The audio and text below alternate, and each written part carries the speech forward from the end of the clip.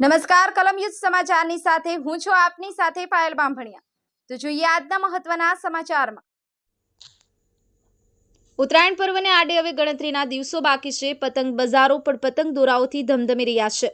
ત્યારે પ્રતિબંધિત ચાઇનીઝ દોરી કે તુક્કલનું પણ છુપી રીતે વેચાણ થઈ રહ્યું છે, જેને લઈને લાલગેટ પોલીસ દ્વારા પતંગ દોરાના વેપારીઓને ત્યાં સરપ્રાઇઝ ચેકિંગ હાથ ધરવામાં આવ્યું છે।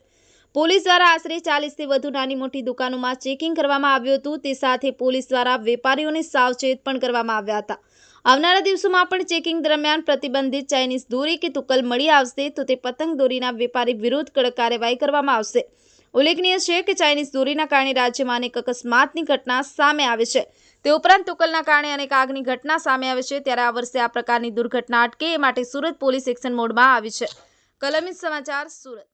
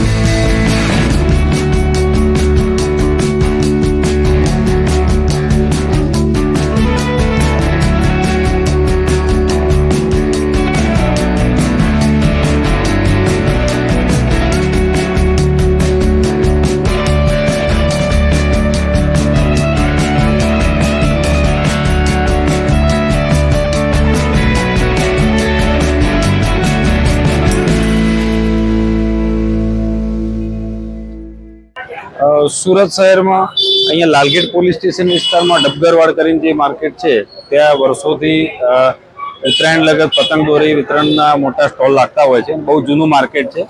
લાલગેટ પોલીસ દ્વારા આજે અહીંયા ચાઇનીઝ દોરી અને ચાઇનીઝ તુક્કલના ગેરકાયદેસર જે વિતરણ છે અહીંયા કોઈ વેપારીઓ કરે નહીં તે સારું આજે સરપ્રાઇઝ ચેકિંગ હાથ ધરેલું છે। ત્યારે અહીંયા આશરે 40થી 50 પતંગના સ્ટોલ લાગેલા છે અને આ સૌથી જૂનું માર્કેટ હોવાથી હજુ પણ નવા સ્ટોલ અહીંયા થશે અને કોઈ પણ વેપારી આ પ્રતિબંધિત જે દોરી અને તુક્કલ છે વિતરણ ના કરે તે સારું આજે આ ચેકિંગ હાથ ધરવામાં આવેલું હતું। અત્યારે જે ઉત્તરાયણના 15થી 100 દિવસ બાકી છે તો એડવાન્સમાં ચેકિંગની કામગીરી એટલા માટે કરવામાં આવી કોઈ તહેવાર પહેલા વિતરણ ના કરી દે અથવા તો આવા પ્રકારના કોઈ ગેરકાયદેસર સ્ટોક કરેલા હોય તો એ શોધી અને કાયદેસરની કાર્યવાહી કરી શકે। બીજું અત્યારથી ચેકિંગ કરવાથી ઉત્તરાયણના નજીકના દિવસોમાં વેપારીઓ આ પ્રકારની પ્રતિબંધિત દોરીનું વિતરણ ના કરે અને જાગૃતિ ફેલાય એ માટેની કામગીરી કરવામાં આવેલી છે।